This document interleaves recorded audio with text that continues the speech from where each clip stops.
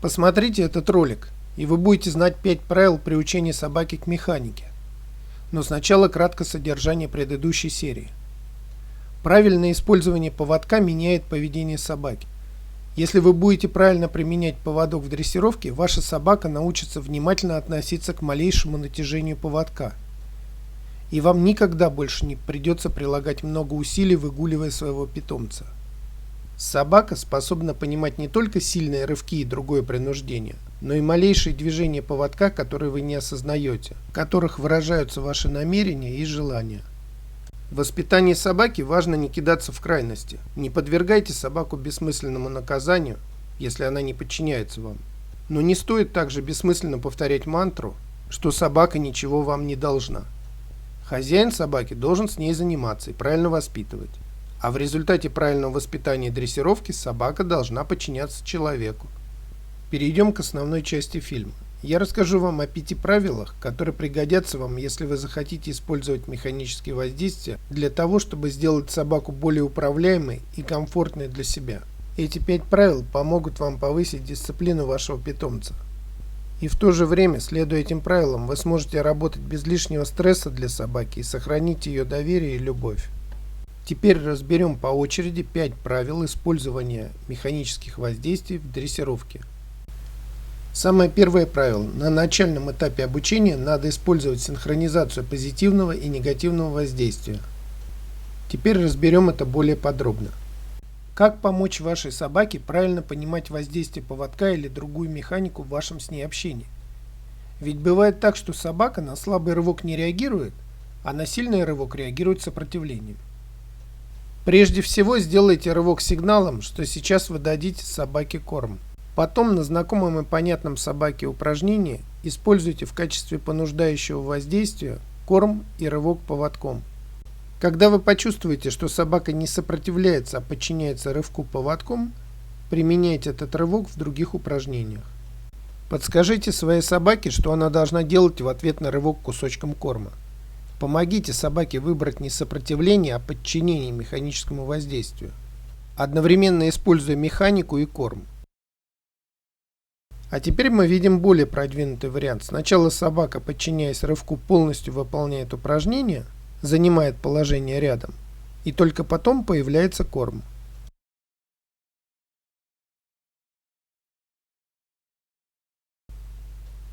Переходим ко второму правилу. Используйте механику не для обучения навыку, а для наработки стабильности и безотказности выполнения команды. Часто хозяева собак отказываются использовать принуждение в дрессировке, потому что боятся потерять доверие и любовь со стороны своей собаки. Этого не произойдет, если вы будете использовать механику не для обучения, а для наработки стабильности и безотказности выполнения упражнения. Можно обучать собаку одной механикой без использования корма, но это более сложно, и в этом нет необходимости. Научите сначала собаку ходить рядом, используя корм или игрушку, и только после этого требуйте безотказного выполнения команды рядом, используя принуждение. Повторим еще раз второе правило применения механических воздействий при дрессировке. Собака, к которой применяется дисциплинирующее воздействие механикой, должна быть предварительно обучена этому упражнению позитивными воздействиями. После того, как вы кормом или игрушкой научили собаку ходить рядом и договорились с ней о том, что вы имеете право использовать рывок, пришло время для дисциплинарной дрессировки. Теперь переходим к третьему правилу. Сила механического воздействия должна вынуждать собаку к тому поведению, которое вы хотите получить в результате обучения и тренировки. Воздействие должно быть такой силы, чтобы вызывать то поведение, которое мы требуем от собаки. Поставьте собаку в определенные рамки, чтобы она вела себя так, как это нужно вам. Как только собака поймет вас и начнет делать то, что вы от нее хотите, начинайте постепенно снижать силу воздействия. Не спешите и не снижайте силу воздействия очень резко. Вы должны убедить собаку, что никакой разницы между сильным и слабым рывком поводка нету. Если вы используете слабые рывки поводком на этапе дисциплинарной дрессировки, собака привыкает к ним и потом игнорирует даже очень сильные рывки. Никто из нас не хочет мучить своего хвостатого друга сильными рывками поводком. Именно поэтому с самого начала дисциплинарной дрессировки рывок должен быть достаточной силой. Вспомните, как приучают собаку к ударам стека на защите. Сначала фигурант замахивается на собаку, потом замахивается и гладит ее, потом не сильно хлопает по ней, и в конечном итоге собаку бьют стеком, а она радостно кусает рукав. Почему это происходит? Потому что собака привыкает к ударам стека. Если вы научили свою собаку не бояться замахов и ударов на защите, это здорово. А если вы научите собаку игнорировать ваши рывки поводком, это уже не так хорошо. Именно поэтому сила воздействия должна вызывать то поведение, которое нам нужно получить в результате обучения. Для того, чтобы сделать ситуацию максимально наглядной и понятной собаке, необходимо следовать 4-му правилу. Начальное обучение собаки команде рядом должно проходить короткими циклами. Дрессируйте собаку по схеме команда, воздействия, поведение, награда. Этот цикл должен быть очень сжатым и коротким. Эта схема должна укладываться в оперативную память собаки. В тот момент, когда собака получает награду, она еще должна помнить о том, что была команда, было воздействие, она что-то сделала, и вот сейчас она получает свою конфету. Собаке должно быть понятно, что команда предсказывает воздействие. Правильное поведение позволяет избежать воздействия и получить награду. Если нет такого короткого и наглядного цикла, то собака стрессует и плохо обучается.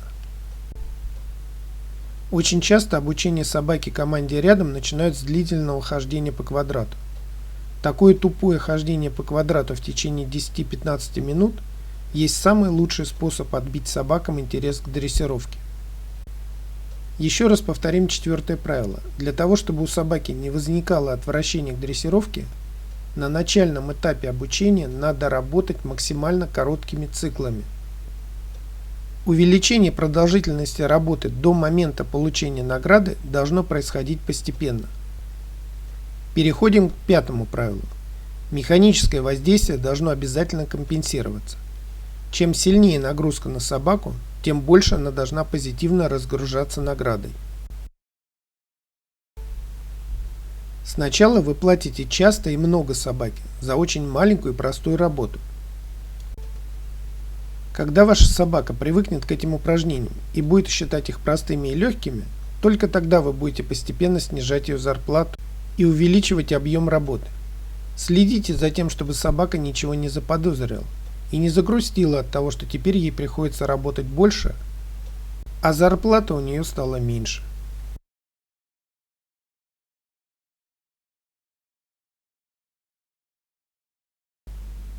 Очень важно подобрать собаке для разгрузки именно то поощрение, которое будет ей нравиться, и которое на самом деле поможет переключить внимание и снять стресс.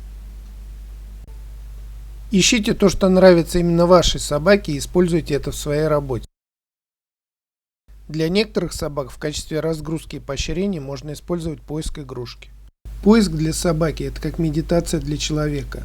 Полное переключение и снятие стресса, но, разумеется, в разумных дозах. Еще раз повторим 5-е правило. Чем сильнее используется кнут, тем слаще должен быть пряник после подчинения собаки команде.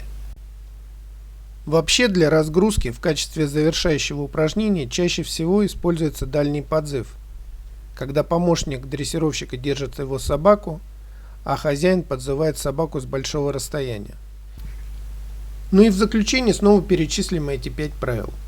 Первое. Синхронное использование кнута и пряника. Второе. Предварительное позитивное обучение. Третье. Воздействие должно вызывать нужную реакцию. Четвертое. Короткий цикл, который понятен собаке. Пятое. Пряник должен компенсировать кнут.